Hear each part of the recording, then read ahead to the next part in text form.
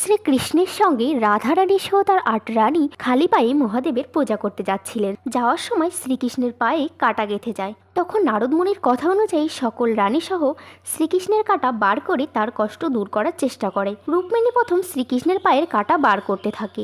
এমনভাবেই সকল রানী এক এক করে শ্রীকৃষ্ণের পায়ের কাঁটা বার করতে থাকে। তবে যখনই কাঁটা বার করা হচ্ছিল রাধারানীর অত্যাধিক কষ্ট হচ্ছিল।